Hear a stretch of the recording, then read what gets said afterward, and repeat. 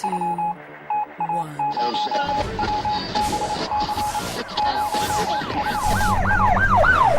We'd like to welcome you to another edition of Grok Talk, brought to you by New Hampshire's leading conservative blog site, GraniteGrok.com. We are your feared extremist, right-wing, hard-charging, gun-toting, opinionated, outspoken, rabble-rousing, letter-writing, radio microphone stomping conservatives and rational libertarians. So get ready for more news and opinion you could only get from GraniteGrok.com. Grok Talk. All right, welcome to 2016. This is Grok Talk, brought to you by the Coalition of New Hampshire Taxpayers and bloggers at GraniteGrok.com. We'd like to start by letting you know that Grok Talk has its own Facebook page now. You can go to facebook.com/Grok Talk to find out when programs will be up, when we'll be rebroadcasting shows, who our guests are going to be.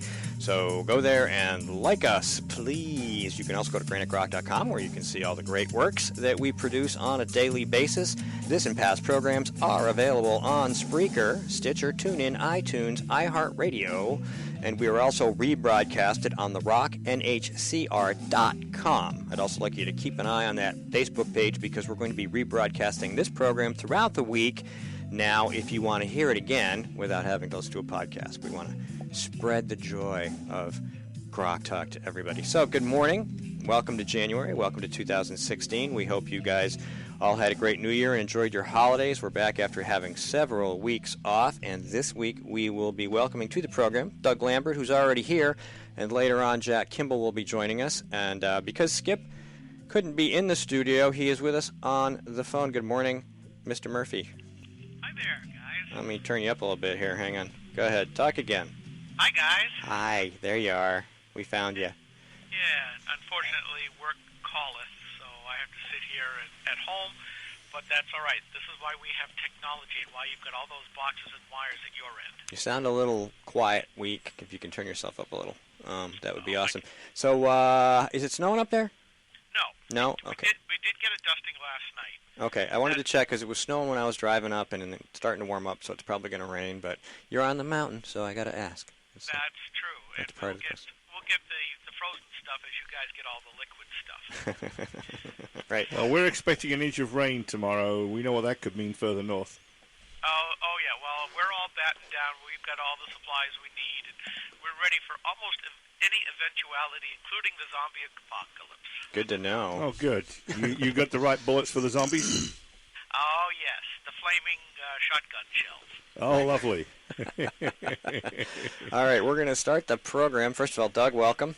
Good morning. Thanks for having me. Great to have you here. All right, Skip, hang on the line. We're going to start with, I had mentioned in a post earlier this week about a segment on a sports radio talk show called Read and React. I don't have a name for this particular segment yet, but what we're going to do is I'm going to play a little audio here. We're going to listen to it, and then I'm going to get each of your opinions.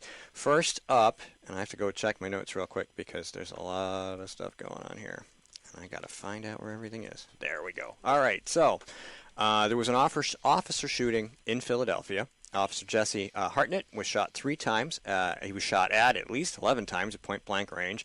The officer is alive. There was a press conference. The police commissioner spoke first, and then the mayor, and I'm going to play that audio right now. The suspect in question is a 30-year-old male from Yaden. He has a Philadelphia address as well, I believe. Has confessed to committing this cowardly act in the name of Islam.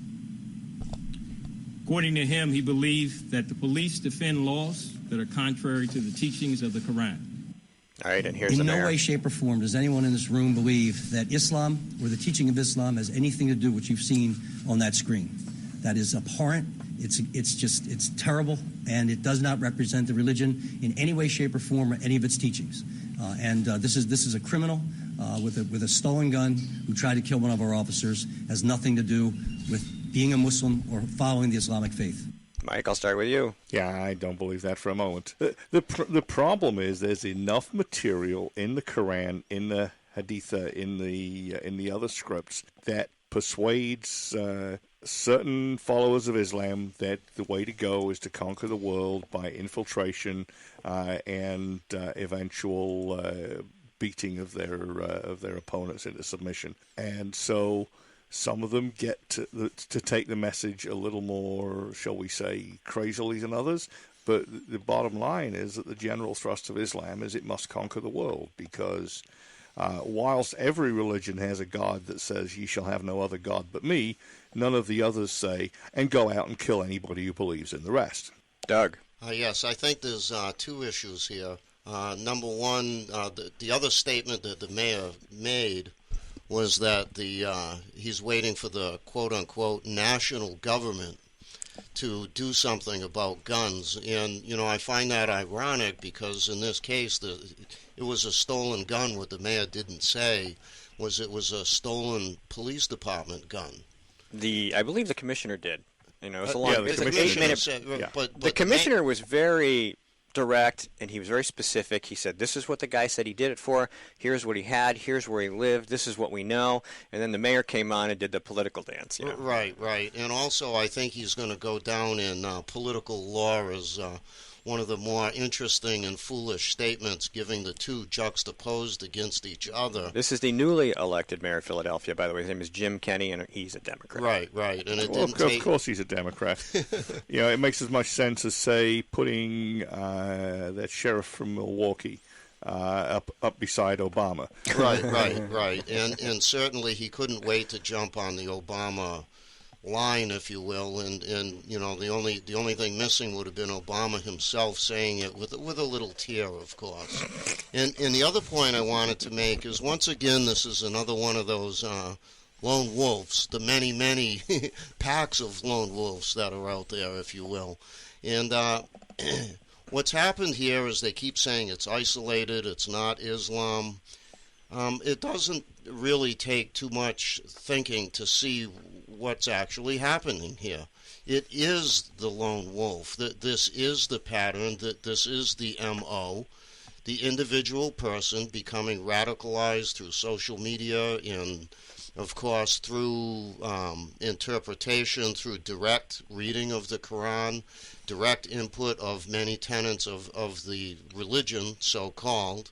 And this is it. And to deny it is really, self-delusion, I think. Skip. Well, I go back to the First Amendment, which is government shall make, basically stay out of religion. And here's this mayor, part of government, albeit at the city level, not the federal level, trying to say this is religious and that is not. I dryly note that the head of ISIL, the Islamic State, al-Baghdadi, actually holds a PhD in Islamic studies. So, for all these people saying ISIL is or ISIS is not Islamic, I think there's a little bit of a problem there. But yeah, this has got to be one of the stupidest shot chaser kind of deals that I've seen in a long time, and I think this is what this mayor is going to be remembered for during his first week of operation.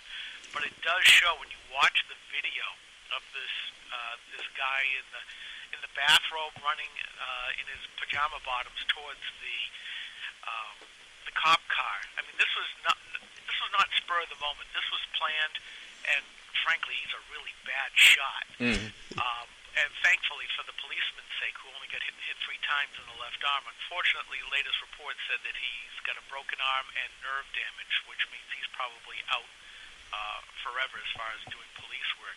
But I was glad that the policeman was there out on the street trying to protect those that need it. And here's this guy just saying, I don't care. This is an act of terrorism. I don't care what it says. And one last point. The Democrat mayor who basically said we need the national government to do something about guns, Thursday night during his gun hall or town hall, Obama said, I'm not trying to take your guns. Well, maybe not, but if you watch everybody else in the Democrat Party and in the liberal media that supports them, they're all calling for confiscation. So he doesn't have to say it. All of his sycophants are doing it for him. Our next audio clip is going to be Taya Kyle's question. So, Doug, you had something else to add? I just wanted to really double the kudos to that policeman. I mean, just think of it. The guy took 3 shots and still got out of his car still, chased down the fired guy. at him, hit him. Right. And other cops came and helped grab him. It was very impressive. And thanks. I know the cops get a bum rap these days, and There are the bad ones, of course, but the bulk of them are good. They're out there doing just what this officer did, so thanks to him. Okay, here's our next piece. Can I just jump in here for a second? Oh, sure, why not? Hey, Doug. Yes, nice sir. to see you on Grog Talk, and I apologize for not being able to be there. It's been a long time. Thank you, my friend. It's a pleasure to be back, and thanks for having me. Okay, next piece of audio is Taya Kyle's question, a piece of Taya Kyle's question to President Obama at a town hall meeting. The question's really, really long. I will post the entire audio, including Mr. Obama's response, when I post this segment online. It was way too long to do for this particular part of the program, but here's what she asked, part of what she asked.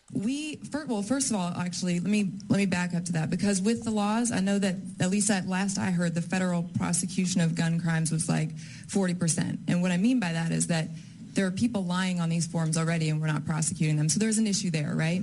But instead, if we can give people hope and say that also during this time, while you've been president, we are at the lowest murder rate in our country, all-time low of murders.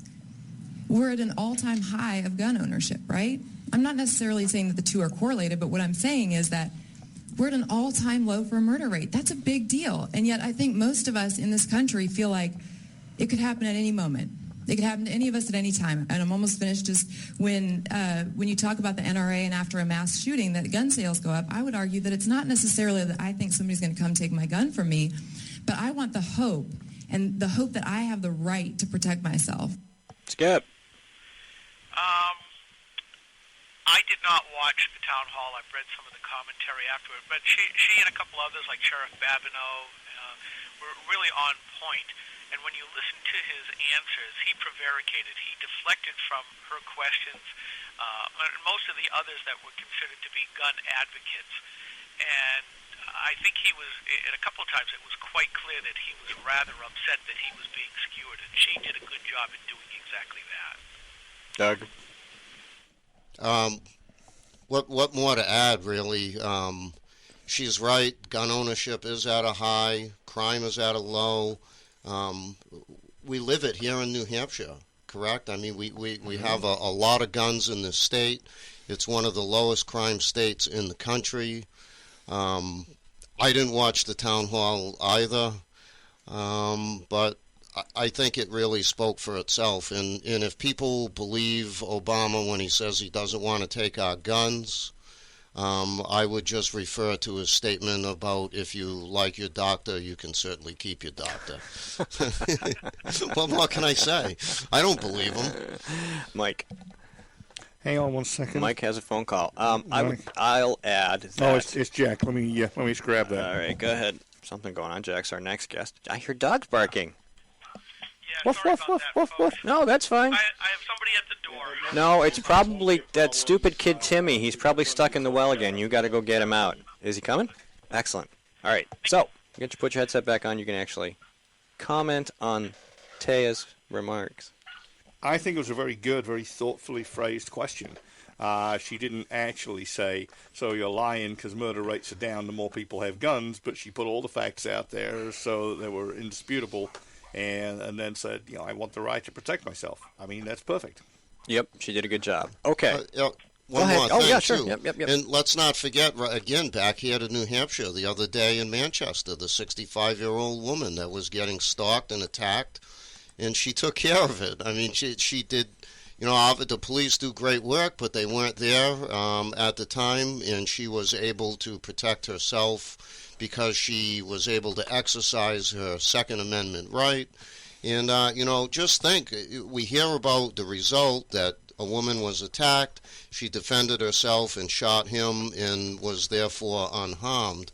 What would the story have been had she not had a firearm? Had she lived in Chicago? Had she lived in Boston?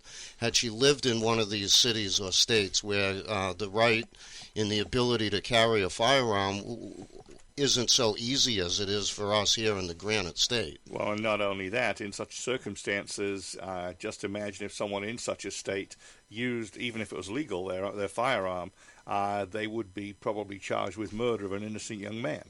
Right. Okay, we're going to take a really short break. Everybody hang on there. We'll be back to talk about Doug here. He's like a Trump guy. We're going to talk about Trump when we come back, so everybody stay tuned.